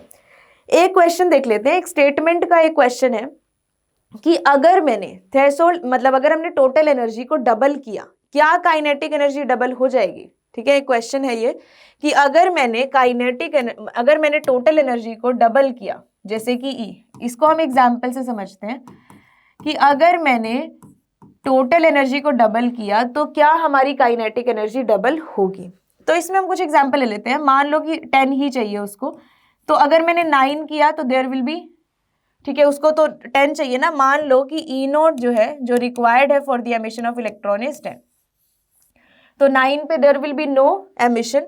10 जब आप प्रोवाइड करोगे तो 10 प्लस यहाँ पे 0, 11, तो यहाँ पर कितना हो जाएगा 10 प्लस 1। इस तरीके से काइनेटिक एनर्जी क्या होती जाएगी? इंक्रीज होती जाएगी, 10 प्लस 2 एंड सो ऑन। तो ये चीज होगी। अगर मैंने डबल किया, मान लो 10 से अगर मैंने इसको 20 कर दिया तो दिस विल बी 10 प्लस 10, ऐसा ही होगा ना। देखो ध्यान से, अगर मैंने 10 से इसको 20 किया तो यहाँ पर इलेक्ट्रॉन को कोई लालच नहीं है, उसकी थ्रेशोल्ड एनर्जी जो है वो 10 ही है, ठीक है, तो वो अपनी 10 ही यूज करेगा। जो बाकी 10 है वो सिर्फ उसकी क्या करेगा? काइनेटिक एनर्जी को इंक्रीज करेगा। सो यहाँ पर देखो ये 0 है, अगर मैं इसको कंपेयर करूं तो 10, तो आप यही कहेंगे कि काइनेटिक एनर्जी डबल नहीं होती है, बल्कि आपको एक ऑप्शन में ये चीज मिलेगी मोर देन डबल, तो उसको आपको टिक करना है, मोर देन डबल। तो अगर आपने टोटल एनर्जी को डबल किया है तो काइनेटिक एनर्जी क्या होगी? More than double. So that should be the answer, ठीक है। तो एक ये चीज हो सकती है। एक और हमारे पास डेफिनेशन है फोटो करंट, ठीक है, इनको भी हम डिस्कस कर लेते हैं। फोटो और फिर ग्राफ इसके बहुत इंपॉर्टेंट है, तो वो हम डिस्कस करेंगे। सो फोटो करंट या फिर इंटेंसिटी या फिर ब्राइटनेस, ठीक है, फोटो करंट या फिर इंटेंसिटी या फिर ब्राइटनेस। तो फोटो करंट क्या है हमारा? मतलब जितने इलेक्ट्रॉन्स, ठीक है, वो तो देखो दिख ही रहा है ना, हमें इस सर्किट में अच्छे से दिख रहा है कि जितने ज्यादा इलेक्ट्रॉन्स यहाँ से एमिट होंगे उतना ज्यादा करंट आएगा, तो directly proportional to the number of electrons emitted बोल सकते हैं। और उतनी ब्राइटनेस होगी, जितना ज्यादा फोटो करंट होगा, जितना ज्यादा करंट, उसको अगर हम एक बल्ब लगा के चेक करें, ठीक है, तो यही देखते हैं ना कि जितनी ज्यादा करंट, जितनी ज्यादा इलेक्ट्रिसिटी की वैल्यू, मतलब उतनी ज्यादा ब्राइटनेस होगी। सो इसका मतलब ये क्या है? This is directly proportional to, ये दोनों डायरेक्टली प्रोपोर्शनल है किसके? नंबर ऑफ इलेक्ट्रॉन्स एमिटेड, ठीक है, number of electrons emitted. And also this is very important, independent of kinetic energy, इससे बिल्कुल भी आपको रिलेट नहीं करना है। काइनेटिक एनर्जी के साथ अगर ये ग्राफ आ जाएगा तो that will be straight line. Photo current सिर्फ इस पे डिपेंड करता है, या इंटेंसिटी की कितने इलेक्ट्रॉन्स एमिट हो रहे हैं, उनकी काइनेटिक एनर्जी कुछ भी हो, ठीक है। यहाँ पर ये इलेक्ट्रॉन एमिट हुआ, ये इलेक्ट्रॉन एमिट हुआ, ये इलेक्ट्रॉन एमिट हुआ, तो 3 काउंट है इसमें। ये नहीं है कि इसकी काइनेटिक एनर्जी 1 है तो वो ज्यादा अच्छा कुछ करंट जनरेट करेगा, नहीं। Photo current and intensity only and only depends on the number of electrons emitted, ठीक है, and not on their frequency, independent on the kinetic energy, not on their kinetic energy, ये ध्यान रखना है आपको। चलो ठीक है, तो ये मैंने सब चीजें बता दी आपको। इनसे अगर ग्राफ आएगा तो भी आप इस तरीके से बना लोगे, इंडिपेंडेंट वाला, जैसे मैंने आपको बताया। एक और यहाँ पर हम देखते हैं काइनेटिक एनर्जी वर्सेस फ्रीक्वेंसी, ठीक है। एक मैं ग्राफ आपसे पूछ लेती हूँ, काइनेटिक एनर्जी वर्सेस फ्रीक्वेंसी, क्या लगता है आपको कि क्या ग्राफ हमारा होना चाहिए? ठीक है, बहुत ही इंपॉर्टेंट ग्राफ है ये। सो देखो फटाफट से मैं डिस्कस कर लेती हूँ काइनेटिक एनर्जी एंड फ्रीक्वेंसी। अभी अभी हमने डिस्कशन किया ही है, E equal to e naught. आपको मेरे से पहले अब आंसर पता होना चाहिए। 9, 8, 7, मान लो अगर 10 ही चाहिए तो 10 तक क्या होगा? There will be no increase in kinetic energy. यहाँ पर काइनेटिक एनर्जी का कोई रोल ही नहीं है, आप जितनी भी फ्रीक्वेंसी देते जाओ, है ना। लेकिन आप जैसे ही 11 प्रोवाइड करोगे, so this will be 10 plus 1। जैसे ही आपने 12 प्रोवाइड किया तो दिस विल बी 10 प्लस 2, 13 मतलब 10 प्लस 3 एंड सो ऑन, ठीक है। तो इसका मतलब क्या हुआ? एक मिनिमम फ्रीक्वेंसी, देखो ग्राफ हमारा कहाँ से स्टार्ट होगा? एक मिनिमम फ्रीक्वेंसी होगी, यहाँ पर एक मिनिमम फ्रीक्वेंसी होगी, उसके बाद आप उतनी एनर्जी या फ्रीक्वेंसी जब प्रोवाइड कर दोगे उसके बाद इट इज डायरेक्टली प्रोपोर्शनल। देखो आप जितनी ज्यादा एनर्जी बढ़ा रहे हो फोटोन की, उतनी ही ज्यादा क्या हो रही है? काइनेटिक एनर्जी इंक्रीज हो रही है। तो एक पॉइंट के बाद ये क्या है, डायरेक्टली प्रोपोर्शनल, बट हमारा ग्राफ 0 से स्टार्ट नहीं हो सकता। सो this is the threshold frequency. ये बात समझ आई? ठीक है, आपसे क्वेश्चन ये भी पूछा जा सकता है, जैसे ये 3 आ गए, ठीक है, अब आपसे पूछा गया है कि ये वाला ABC कुछ ऐसा बोल सकते हैं और इनको मैच करो विद, सपोज ले लेते हैं पोटेशियम, रुबिडियम एंड सीजियम। तो आपसे ये पूछा जाए कि कौन सा ग्राफ किसके कॉरेस्पॉन्डिंग है। तो देखो, threshold frequency is the minimum frequency required, ठीक है, for the ejection of electron. तो अभी अभी तो हमने डिस्कस किया कि सीजियम जो है वो सबसे ज्यादा इलेक्ट्रोपॉजिटिव है, वहां से इलेक्ट्रॉन बहुत इजीली निकलेगा। इसका मतलब सीजियम जो है, अगर उसका इलेक्ट्रॉन जल्दी निकलेगा तो उसको एनर्जी कम चाहिए, फ्रीक्वेंसी कम चाहिए। तो कम चाहिए मतलब ये जो ए है, ए क्या है हमारा, सीजियम है, और बी क्या है, that is rubidium, and c will be potassium.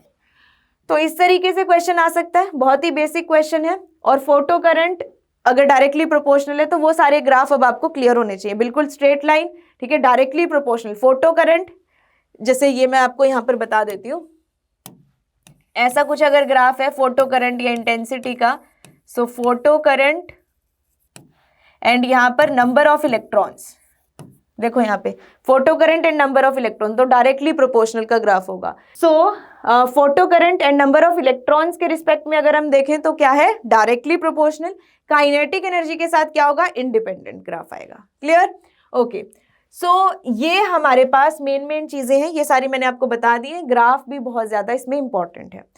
अब यहाँ पर देखो, अब ये हमने सारी चीजें डिस्कस कर ली, तो ये सब आपने देख ही लिया होगा ना कि पार्टिकल नेचर इसको जस्टिफाई कर रहा है, क्योंकि हर फोटोन, देखो अब यहाँ पर एक कॉन्टिन्यूटी में, यहाँ पर हम डिस्कस करते हैं, देखो इसको, इस पोर्शन में अगर मैं डिस्कस करूं तो कॉन्टिन्यूटी में एक जो है लाइट जो रे है वो नहीं फॉल कर रही है, बल्कि it is the stream of particles. देखो, this is the stream of particle. एक पार्टिकल आया, एक इलेक्ट्रॉन को लेके गया, दूसरा पार्टिकल आया, एक इलेक्ट्रॉन को लेके गया, तीसरा पार्टिकल आया, एक इलेक्ट्रॉन को लेके गया, फोर्थ पार्टिकल एक इलेक्ट्रॉन को लेके गया।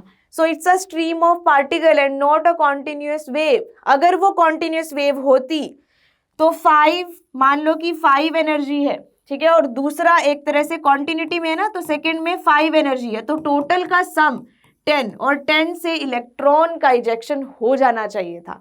अगर वो वेव है तो वेव में देयर शुड बी एडिशन, 5 और 5 मिलके 10 और एक इलेक्ट्रॉन को उठा के ले जाते, बट ऐसा नहीं हुआ। एक फोटोन की एनर्जी अगर 10 है तो वो इलेक्ट्रॉन को लेके जाएगा, अगर उसकी एनर्जी 10 से कम है तो वो इलेक्ट्रॉन लिए बिना ही वहां से चला जाएगा। इसका मतलब एडिटिव नहीं है, इसका मतलब वेव नहीं है, कॉन्टिन्यूअस नहीं है, but it is a stream of particle. तो यहां पर भी black body radiation, photo electric effect जो है वो किससे जस्टिफाई हुए हैं, with the particle nature. Interference diffraction जो हम वहां पढ़ते हैं, that is justified with the wave nature. तो हेंस प्रूव्ड कि हमारे पास मैटर में क्या है, पार्टिकल भी और वेव नेचर भी है। क्लियर?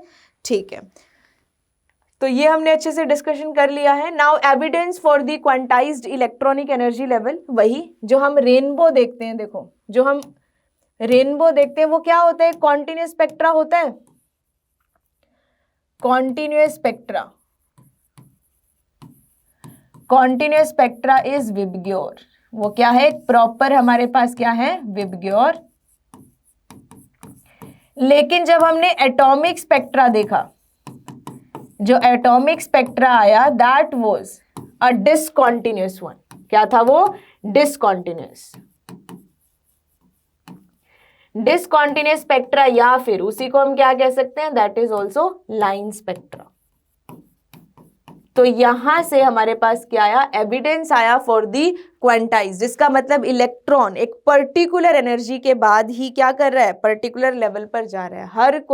हर कोई जो लैम्डा या फ्रीक्वेंसी के कोरिस्पॉन्डिंग हमारे पास जो कलर है वो जो है वो एब्जॉर्ब नहीं हो रहा है, कॉन्टिन्यूटी में नहीं हो रहा है, बल्कि एक सेलेक्टिव हो रहा है, क्वांटाइज हो गया है। Quantize means the restriction of any energy level to the discrete value. कुछ भी अगर हम क्वांटाइज मतलब रेस्ट्रिक्ट कर दे किसी भी प्रॉपर्टी को, the restriction of any property, ठीक है, this is the restriction of any property to its discrete value. कुछ एक सम डिस्क्रीट वैल्यू तक आपने उसको क्या कर दिया है, लिमिट कर दिया, रेस्ट्रिक्ट कर दिया है, तो दैट इज द क्वांटाइजेशन।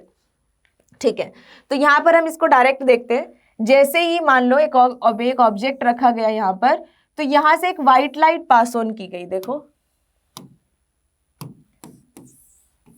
दोबारा देखते हैं, देखो यहाँ पे ध्यान से एक व्हाइट लाइट जो है वो पास ऑन की गई। तो यहाँ पर इसने क्या किया है, कुछ पर्टिकुलर, ठीक है, कुछ पर्टिकुलर लैम्डा के कॉरेस्पॉन्डिंग, कुछ पर्टिकुलर फ्रीक्वेंसी के कॉरेस्पॉन्डिंग जो लाइट है वो क्या कर ली है, एब्जॉर्ब कर ली है। ठीक है, तो वो एब्जॉर्प्शन हो गया है।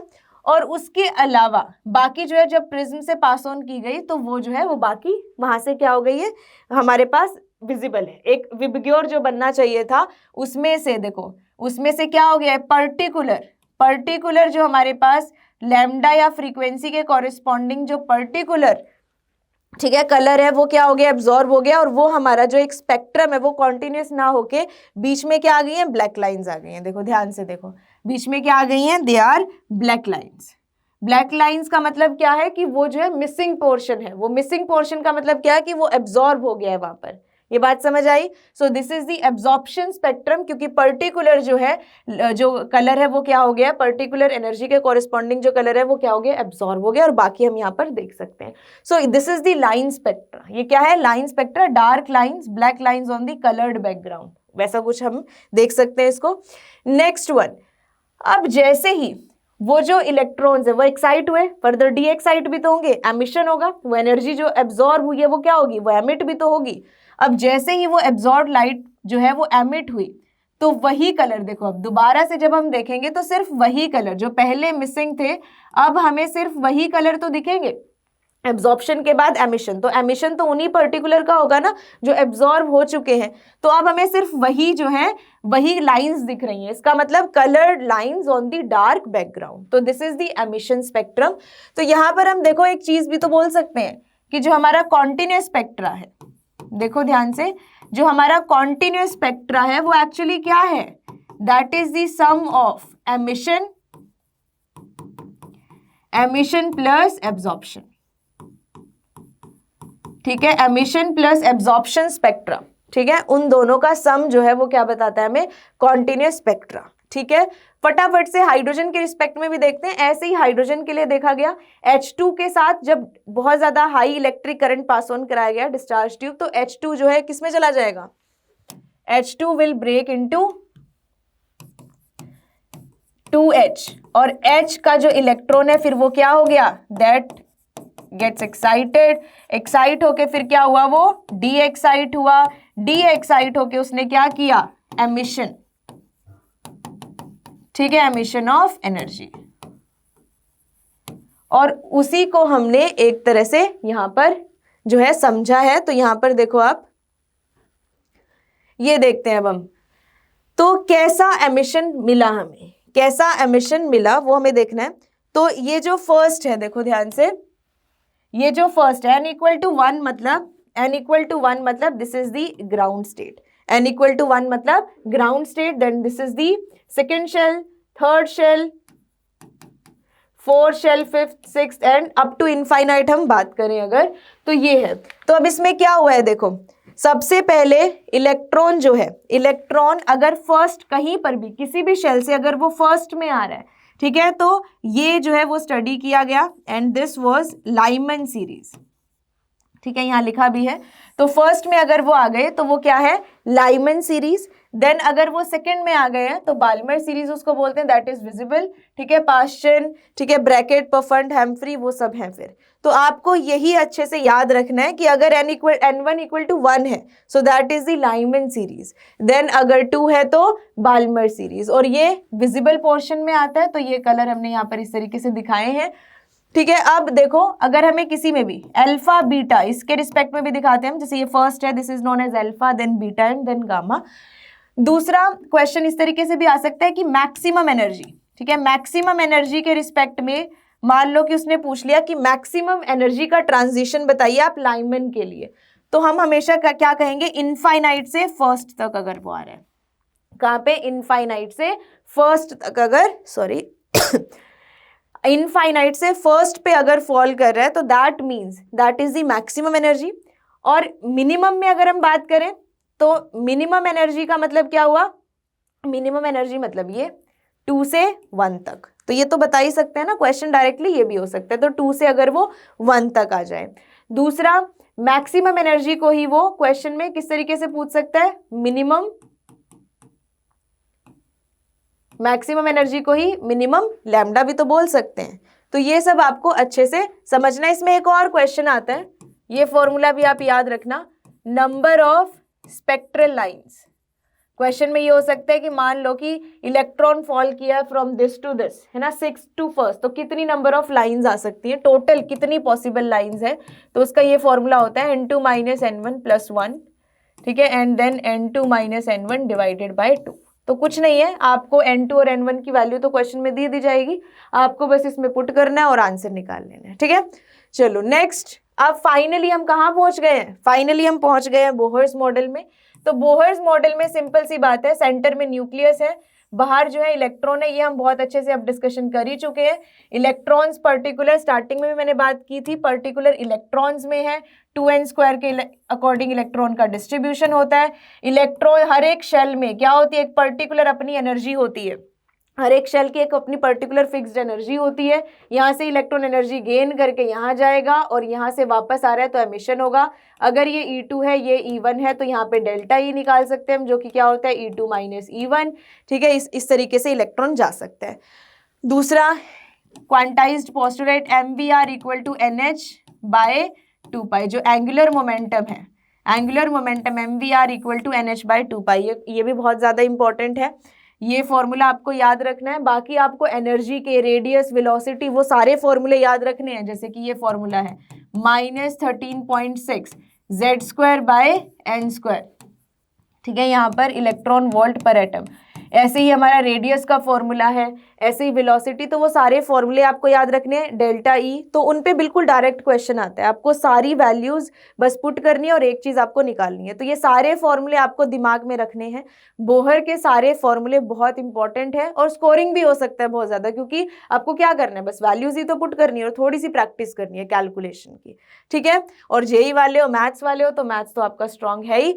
तो सिंपल, आपको बोहर मॉडल में सारे फॉर्मूले इंपॉर्टेंट है, याद रखने हैं, वही सबसे ज्यादा इंपॉर्टेंट पॉइंट है, उन्हीं पर डायरेक्ट क्वेश्चन आएगा, ठीक है। लिमिटेशंस की बात कर लेते हैं फटाफट से। लिमिटेशंस क्या रही, लिमिटेशंस ये थी कि क्यों आगे फर्दर जो है क्वांटम मॉडल आया। This is only applicable to single electron system. सिर्फ कहां पर एप्लीकेबल है ये, सिंगल इलेक्ट्रॉन सिस्टम के लिए ही, क्योंकि हमारे पास अगर हम मल्टी इलेक्ट्रॉन सिस्टम देखें तो उसमें क्या होती हैं, रिपल्शंस भी तो आएंगी, तो वो रिपल्शंस को यहाँ पर बिल्कुल भी जस्टिफाई नहीं कर पाए। देन सेकेंड, फर्दर स्प्लिटिंग थी, जब उन्होंने लाइन स्पेक्ट्रा में फर्दर मैग्नीफाई किया तो there was further splitting, doublet and triplet, और वहीं से क्या आया कि हाँ, शेल के अंदर कुछ और भी प्रेजेंट है, फर्दर स्प्लिटिंग हो रही थी लाइंस की डबलेट एंड ट्रिपलेट में। देन अगर हम स्प्लिटिंग देखें, splitting of lines, splitting of lines अगर इलेक्ट्रिक फील्ड में देखें तो उसको हम बोलते हैं स्टार्क इफेक्ट। इस पे क्वेश्चन आ सकता है, ये भी उनको नहीं पता चला कि ऐसा कैसे हो गया, ठीक है। ऐसे ही स्प्लिटिंग ऑफ लाइंस अगर हम मैग्नेटिक फील्ड में देखें तो उसको बोलते हैं जीमन इफेक्ट, तो उनको ये भी समझ नहीं आया कि ऐसा क्यों हो गया, ठीक है। दूसरा ये कि बोहर ने जो है कंप्लीटली, बोहर एज्यूम्ड कि जो इलेक्ट्रॉन है सिर्फ वो क्या है, उसका एक पार्टिकल नेचर है, वेव नेचर, उन्होंने कोई ऐसा नहीं बताया कि उसके अंदर कोई वेव नेचर है। So he only described on the basis of particle nature. तो ये सब क्या हो गई, एक तरह से लिमिटेशंस हो गई, ठीक है। Now developments leading to the quantum model. तो क्वांटम मॉडल कैसे आया, पहले हमारे पास क्वांटम मॉडल आने के लिए सबसे पहले 2 थ्योरीज आई, देखो, एक है डी ब्रॉगली, जो आगे अभी हम डिस्कस करने वाले हैं। डी ब्रॉगली वेव थ्योरी आई, जहां से ये आया कि इलेक्ट्रॉन जो है उसके अंदर क्या है, वेव नेचर है। वेव नेचर के बाद ही तो क्वांटम मॉडल आया। क्वांटम मॉडल ने यही माना है कि जो हमारे पास ये न्यूक्लियस है और इलेक्ट्रॉन जो है एक वेव की तरह घूम रहा है, ठीक है। ये बहुत इंपॉर्टेंट कॉन्सेप्ट है कि इलेक्ट्रॉन क्या है, एक वेव की तरह घूम रहा है, ठीक है। एंड हाइजेनबर्ग अनसर्टेनिटी प्रिंसिपल, तो ये 2 ही थे, इनको हम अलग से डिस्कस कर लेते हैं। डी ब्रॉगली वेव इक्वेशन याद रखनी है आपको, इस पर क्वेश्चन आएगा, H/mv, ठीक है, विच इज H/p, इसको मोमेंटम भी तो बोलते हैं हम, ठीक है। यहां से हम काइनेटिक एनर्जी 12mv² ठीक है, half mv² is equal to kinetic energy. यहाँ पर हम mv की वैल्यू इसमें कर सकते हैं यूज, तो यहाँ से भी डायरेक्ट क्वेश्चन आ सकता है, मतलब direct lambda equal to h/mv, या फिर जैसे काइनेटिक एनर्जी के रिस्पेक्ट में भी आपसे क्वेश्चन पूछा जा सकता है। इसको आप अपने आप रीअरेंज कर लेना। तो ये है दूसरा, ये बहुत इंपॉर्टेंट है कि ये इन्वर्सली प्रोपोर्शनल है किसके, मास के। तो मास जितना कम, ठीक है, लैम्डा उतना ज्यादा, इसीलिए बहुत ही माइक्रोस्कोपिक लेवल पर हम जो वेव नेचर है वो ज्यादा देखते हैं देन कि हम वेव की तरह क्यों नहीं जा रहे हैं, क्योंकि हमारा मास बहुत ज्यादा है। ठीक है, तो हमारे लिए वेव नेचर क्या है, that is negligible. Fine. Then Heisenberg uncertainty principle ये कहता है कि इलेक्ट्रॉन, ठीक है, एट माइक्रोस्कोपिक लेवल या तो हम position, it is very difficult to locate position, या फिर momentum at the same time. It is very difficult to locate position as well as momentum at the same time, और इतना error देखा गया। So this is very important। and delta x dot, इसको अगर हम देखें तो मास, यहाँ पर हम m इंटू वी वो फॉर्मूला लगा सकते हैं ना, so h/4π and delta x delta v x greater than equal to h/4πm, इस तरीके से भी हम इसको डिफाइन कर सकते हैं, राइट। तो उन्होंने ये इक्वेशंस दी। ऐसा क्यों है, देखो ये हमारे पास न्यूक्लियस है और यहाँ पर इलेक्ट्रॉन है, तो हम एक फोटोन अगर यहाँ ऐड करेंगे तो इलेक्ट्रॉन ने क्या किया, अपना पाथ जो है वो चेंज कर लिया। देखो इलेक्ट्रॉन एक डायमेंशनलेस चीज है ना, इलेक्ट्रॉन क्या है, एक डायमेंशनलेस चीज है, तो हमें लैम्डा बहुत कम रखना पड़ेगा। जो फोटोन है उसका लैम्डा बहुत कम होना चाहिए ताकि हम उसको उसी पर क्या कर सके, स्ट्राइक कर सके। तो वहां पर क्या हुआ, देखो या तो ये चीज हो, या फिर और अगर हमने लैम्डा बहुत कम रखा है, देखो लैम्डा अगर बहुत कम है तो मतलब फ्रीक्वेंसी बहुत ज्यादा है ना, उस फोटोन की फ्रीक्वेंसी बहुत ज्यादा, और अगर इतनी हाई फ्रीक्वेंसी में हम इलेक्ट्रॉन पर स्ट्राइक कराएंगे तो क्या होगा, इलेक्ट्रॉन को इस तरीके से वो चेंज कर देगा ना उसका पाथ, और उसकी वेलोसिटी भी चेंज हो जाएगी। इसका मतलब हमने अगर उसकी पोजीशन को लोकेट कर लिया तो उसकी वेलोसिटी बदल गई तुरंत। इसका मतलब हम दोनों को साइमल्टेनियसली नहीं बता सकते, ठीक है, या तो पोजीशन ही या तो वेलोसिटी, क्योंकि आप जैसे ही हाई फ्रीक्वेंसी फोटोन उस पर स्ट्राइक कराओगे तो क्या हो जाएगा, उसकी जो वेलोसिटी है वो तुरंत बदल जाएगी। सो ये है, and this is also for the microscopic, क्योंकि यहाँ पर भी आप देख सकते हो m के इन्वर्सली है, तो ये भी माइक्रोस्कोपिक लेवल पर ही है। तो ये डिस्कवरीज हुई, जिसके बाद हमारे पास अल्टीमेटली क्या आया, क्वांटम मॉडल आया। क्वांटम मॉडल में हम क्या डिस्कस करते हैं, क्वांटम मॉडल यही है, एक तो ये मेन चीजें हम डिस्कस करते हैं, एक तो इलेक्ट्रॉन का वेव नेचर यहाँ पर जस्टिफाइड है, क्या है, वेव नेचर। उन्होंने क्या माना है कि इलेक्ट्रॉन में क्या है, एक वेव नेचर है। 2πr is equal to n lambda, इस पर आपको डायरेक्ट क्वेश्चन मिल सकता है, साई, ठीक है, यही एक तरह से क्या है, इलेक्ट्रॉन की जन्म कुंडली, इलेक्ट्रॉन को साई जो है वही डिफाइन करता है, जन्म कुंडली। और साई स्क्वायर अगर हम देखें तो वो एक तरह से क्या बताता है, प्रोबेबिलिटी डेंसिटी, कि कहीं पर इलेक्ट्रॉन की मिलने की डेंसिटी कितनी है। तो ये सारी चीजें इंपॉर्टेंट है। बाकी इसमें सारा वो कॉन्सेप्ट अच्छे से आपको रिवाइज करना है, उसके सारे फॉर्मूले आपको पता होने चाहिए कि शेल के अंदर, ठीक है, क्वांटम नंबर वाला पूरा कॉन्सेप्ट पता होना चाहिए। शेल के अंदर क्या है, सबशेल है, सबशेल के बाद क्या आते हैं हमारे पास, ऑर्बिटल्स आते हैं, और ऑर्बिटल्स में इलेक्ट्रॉन है। Shell principal quantum number n से डिफाइंड है, देन सबशेल जो है प्रिंसिपल क्वांटम नंबर l से डिफाइंड है, जिसकी वैल्यू हम कैसे निकालते हैं, 0 to n-1। देन अगर हम ऑर्बिटल्स की बात करें तो उसकी वैल्यू हम कैसे निकालते हैं, m से उसको डिफाइन करते हैं -L2 + L।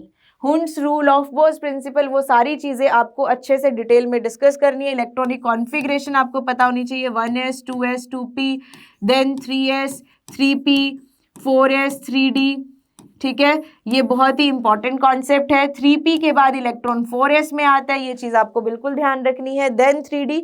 लेकिन जब हम आयोनाइजेशन करते हैं तो इलेक्ट्रॉन पहले कहाँ से जाएगा, 4s से जाएगा। यहाँ पे गलती कर सकते हो आप, तो ये मेन पॉइंट्स मैंने आपको बता दिए हैं कंप्लीट, इसको बहुत अच्छे से आपको पढ़ लेना है। देन यहाँ पर आपको एक चीज और अच्छे से समझनी है कि NLM, ठीक है, और एक होता है स्पिन क्वांटम नंबर। इलेक्ट्रॉन जो है, एक ऑर्बिटल में इलेक्ट्रॉन अपोजिट स्पिन में प्रेजेंट होते हैं, एक को अगर हम +½ से रिप्रेजेंट करते हैं तो दूसरे को -½ सो this is the 4th quantum number, जिसको हम क्या कह रहे हैं, स्पिन क्वांटम नंबर। तो ये चारों जो है आपको बहुत अच्छे से मतलब इनमें आपको क्लियर होना चाहिए कि क्या है। हुंड्स रूल क्या कहते हैं? हुंड्स रूल यही कहते हैं कि एक में मतलब नो पेयरिंग, वो सारी ऑफ बोस प्रिंसिपल, वो सब कुछ आपको डिटेल में एक बार रिवाइज कर लेना है, ठीक है। तो ऑफ बोस प्रिंसिपल अगर जैसे मैं बात करूं, ऑफ बोस प्रिंसिपल क्यों इंपॉर्टेंट है? क्योंकि उन्होंने इस तरीके से, जैसे अगर आप भूल जाओ ना कि इलेक्ट्रॉनिक कॉन्फ़िगरेशन क्या है, तो थोड़ा इस तरीके से देख सकते हो। उन्होंने एक शॉर्टकट दिया था कि आप इस तरीके से इसको क्रॉस करोगे तो यहाँ से आपको इलेक्ट्रॉनिक कॉन्फ़िगरेशन मिल जाएगी, ठीक है। हुंड्स रूल की एक जो शेल है उसके अंदर एक ऑर्बिटल जो है उसमें इलेक्ट्रॉन जो है वो विद अपोजिट स्पिन ही आएंगे।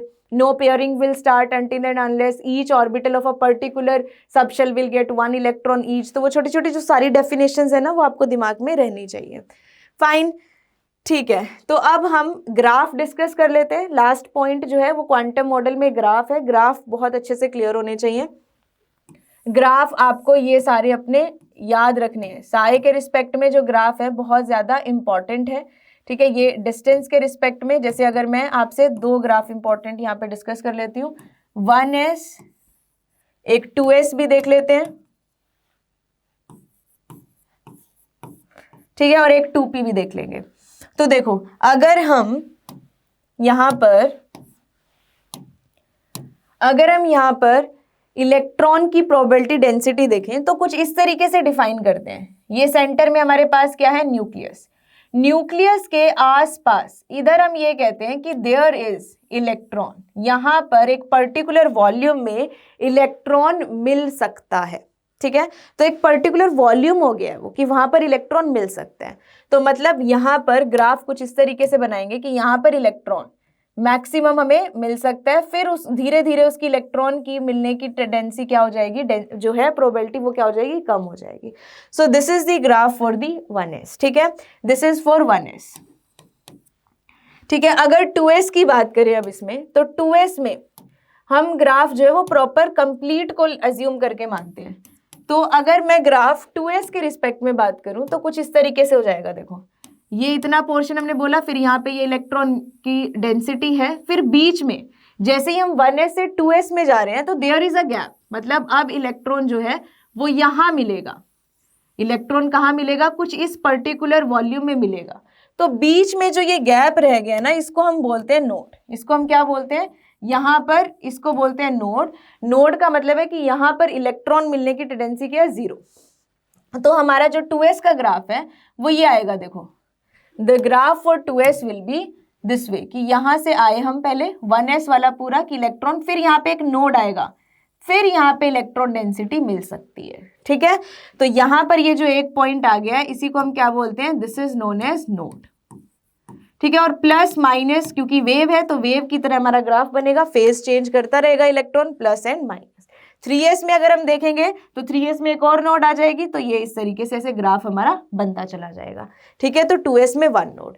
नोड्स के फॉर्मूले, ठीक है, total node, radial node, angular node, वो सब आपको याद रखना है। एंगुलर नोड जो है वो हमारा किस में आता है? देखो इसमें कहानी थोड़ी सी अलग है। इसमें अगर हम बात करें, पी में बात करें अगर हम, तो पी में एस से थोड़ा सा डिफरेंस है। कैसे डिफरेंस है? पी में हमारे पास क्या है? यहीं पर नोड है। देखो यहाँ पर इलेक्ट्रॉन डेंसिटी क्या है? 0। यहाँ पर इलेक्ट्रॉन डेंसिटी 0 है। अब हम जैसे ही यहाँ से इधर जा रहे हैं तो इलेक्ट्रॉन डेंसिटी है, ठीक है। ये लॉब्स क्या रिप्रेजेंट कर रहे हैं? इलेक्ट्रॉन डेंसिटी को ही तो रिप्रेजेंट कर रहे हैं, लेकिन हम इस डायरेक्शन में जाएं तो इलेक्ट्रॉन डेंसिटी नहीं है। तो मतलब इलेक्ट्रॉन डेंसिटी किस पे डिपेंड कर रही है? डायरेक्शन, है ना, एंगल इसका मतलब। तो यहाँ पर जनरेट होते हैं क्या?